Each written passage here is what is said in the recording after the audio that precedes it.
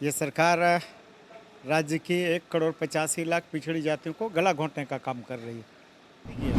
तो आप कह रहे हैं कि सरकार अपने वादे अपने मुद्दों से जन मुद्दों से पलायन कर रही है, लेकिन कल तो मुख्यमंत्री जी कहे थे ना, वो गिनाए थे कि 2 साल में क्या हुआ, आप लोगों ने अपने 5 साल के कार्यकाल में क्या किया। बोले 85 करने वाला अब हमसे खतियान मांग रहा है।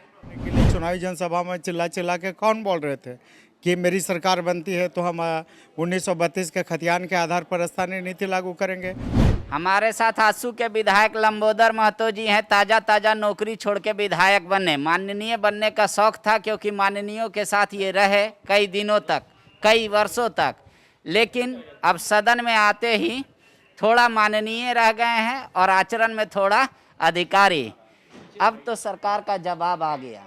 आसू को इस जवाब से क्या ताकत मिली, या आसू को लगा कि मेरी कमजोरी को ही जो है वो हेमंत जी की भी कमजोरी है? देखिए, राज्य सरकार के जो निर्णय आ रहे हैं, निश्चित रूप से ये सरकार राज्य की 1,85,00,000 पिछड़ी जातियों को गला घोंटने का काम कर रही है।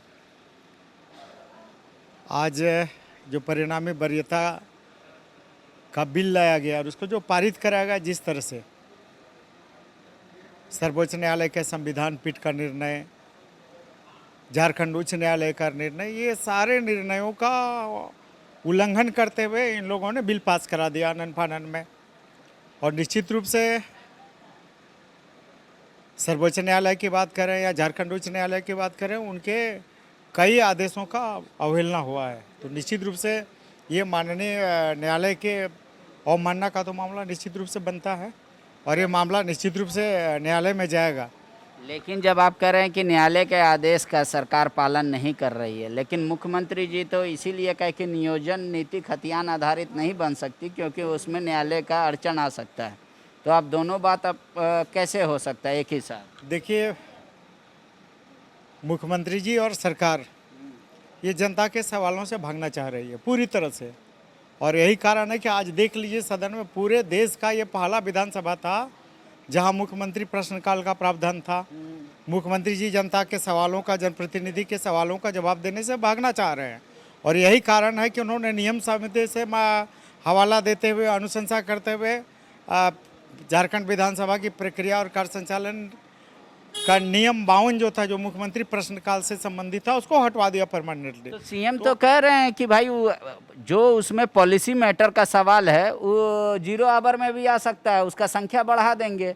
पूरे जब भारत के किसी भी विधानसभा में नहीं है तो यहाँ रह के क्या करता मुख्यमंत्री की? ऐसा कौन सा सवाल विधायक करते थे या नहीं अब कर सकते हैं, ये बताइए जनता को। देखिए, जो पॉलिसी मैटर है, नीतिगत मामले ही मुख्यमंत्री प्रश्नकाल में आते थे। तो निश्चित रूप से मुख्यमंत्री पूरी तरह से जनप्रतिनिधियों के सवालों से, जनता के सवालों से, जन मुद्दों को लेकर नीतिगत मामलों का जवाब नहीं देना चाह रहे थे। यही कारण है कि उन्होंने नियम 52 को खत्म कराया। जो संसदीय इतिहास में एक अलग काला अध्याय लिखने का काम आज हुआ है इस सदन के माध्यम से। तो निश्चित रूप से मुख्यमंत्री जी को जनता के सामने आना चाहिए, जनता के सवालों का जवाब देना चाहिए, जन मुद्दों का निराकरण करना चाहिए, न कि जन मुद्दों को लेकर भागना चाहिए। तो ये सरकार भागने का काम करे, नियम 52 को हटाकर ये अच्छा मैसेज नहीं किया। तो आप कह रहे हैं कि सरकार अपने वादे अपने मुद्दों से जन मुद्दों से पलायन कर रही है, लेकिन कल तो मुख्यमंत्री जी कहे थे ना, वो गिनाए थे कि 2 साल में क्या हुआ, आप लोगों ने अपने 5 साल के कार्यकाल में क्या किया। बोले 85 करने वाला अब हमसे खतियान मांग रहा है, जानबूझ के जनता में भ्रम फैला रहा है। संविधान की दुहाई यहाँ अंदर देते हैं, संविधान की बात जनता के बीच में नहीं करते। तो ठगी का आरोप तो आप पे भी लग रहा है ना।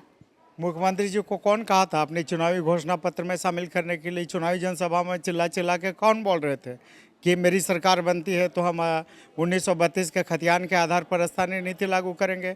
आप अगर आश्वासन दिए हैं, घोषणा किए हैं, आपके घोषणा पत्र में है, कई सभाओं में आपके तथ्य और साक्ष्य, तो आज क्यों यू टर्न ले रहे हैं? राज्य की जनता इनके बातों पर भरोसा नहीं करने वाली, विश्वास इनकी बातों से पूरी तरह से सारे जनता का विश्वास उठ चुका है और जनता इनको बख्शने वाली नहीं है। फिर से अपोजिट डायरेक्शन में अगर यू टर्न लें और फिर 1932 का खतियान, एक खतियान आधारित स्थानीय नीति तय करें, नियोजन नीति तय करें, तभी राज्य की जनता आसू इनको चाहती है बकाया 32 का खतियान आधारित नियोजन नीति। बिल्कुल 1932 या अंतिम सर्वे सेटलमेंट के आधार पर हम लोग चाहते हैं कि स्थानीय नीति बने। पूर्व से भी चाह रहे थे, आज भी चाह रहे हैं और आगे रघुवर भी जी से क्यों नहीं मांगे? रघुवर जी के साथ भी मांगे थे। कई आप देखे होंगे कि आप कैबिनेट की बैठक में भी हमारे मंत्री की बात करें तो उन्होंने इसका विरोध किया था। नोट ऑफ डिसेंट आप देख ले, विरोध किया हुआ है। उसके तुरंत निर्णय के तुरंत बाद पार्टी के प्रतिनिधिमंडल मिलते हैं और लिखित आपत्ति दर्ज कराते हैं कि हमें 1985 नहीं चाहिए, हमें 1932 या अंतिम सर्वे सेटलमेंट के आधार पर स्थानीय नीति चाहिए। तो हम भागे नहीं, न भागे हैं, न भाग रहे हैं, न आगे भागेंगे। लेकिन मुख्यमंत्री जी ने कह दिया सदन में वो कानूनी रूप से सही नहीं होगा, तो फिर उसकी मांग क्यों कर रहे हैं या क्यों है वो क्रिएट? देखिए, मुख्यमंत्री जी को कई मामलों को, विशेष करके आज हम बात कर रहे हैं आर.के. सभरवाल में सर्वोच्च न्यायालय का जो संविधान पीठ का आदेश है, शिवानंद राय के मामले में जो झारखंड उच्च, तो वो तो मामला अभी भी हाईकोर्ट में, डॉक्टर प्रवीण शंकर के मामले में जो मामला हाईकोर्ट में विचाराधीन है, अगले आदेश तक जिस पर रोक लगाया, उसको आप सदन में बिल के रूप में ला के पारित करा रहे हैं। तो कहीं न कहीं आप न्यायालय की क्या के मामलों में आपत्ति का हस्तक्षेप करने का काम करें। मतलब जो अच्छा लगता है वो कर, जबकि विधायिका और न्यायपालिका की अपने अपने सीमाएं हैं और जो मामले विधानसभा के है उसमें न्यायालय हस्तक्षेप नहीं कर सकती है और जो मामले न्यायालय में विचाराधीन है उसमें विधानसभा को भी हस्तक्षेप नहीं करना चाहिए। आज दूसरा भी बड़ा फैसला हुआ कि अब स्पीकर स्वतः संज्ञान नहीं लेंगे दल बदल के मामले में। एक आम आदमी भी शिकायत कर सकता है अगर निर्दलीय विधायक भी कहीं किसी पार्टी का सदस्यता लेता है, एक विधायक दूसरे दल से भाग के दूसरे में चला जाता है। ये फैसला आपको कैसा लगा 10वीं अनुसूची वाला? देखिए, दो बातें हैं। एक तो स्पीकर को स्वतः संज्ञान लेने का जो अधिकार है, निश्चित रूप से वो अधिकार रहना चाहिए और अगर किसी स्रोत से अगर कोई व्यक्ति भी देना चाहता है तो ठीक है, दे, उसमें कहाँ दिक्कत है। अगर लगता है कि कहीं पर दल बदल का मामला हुआ है तो दूसरा व्यक्ति भी दे, उसका स्वागत है। लेकिन अध्यक्ष को भी इसे भागने की कोई मतलब नहीं है, अध्यक्ष को भी स्वतः संज्ञान लेना चाहिए। शुक्रिया। तो अब आपको लग रहा है कि जनता के सामने अब आंसू का चेहरा और प्रखर होगा, मुखर होगा, आप लोग मतलब मुख्य विपक्षी के तौर पे सामने आएंगे उभर के, या फिर यही 2-4 में सिमट के रहेंगे? नहीं, बिल्कुल बिल्कुल, ये समय बताएगा और हम लोग उसी ओर आगे बढ़ रहे हैं। वक्त बताएगा, 2024 बताएगा कि हम कहाँ रहेंगे, किस स्थिति में रहेंगे और कितने लोगों के साथ रहेंगे। शुक्रिया। तो मुख्यमंत्री के सदन में दिए गए बयान के बाद अब आंसू को आत्मबल मिल रहा है और आंसू का ऐसा मानना है कि जनता की जनभावना की पूर्ति सिर्फ आंसू ही करेगी, बाकी सब तो मुकर गया। अब देखिए जनता कितना आंसू का साथ देती है।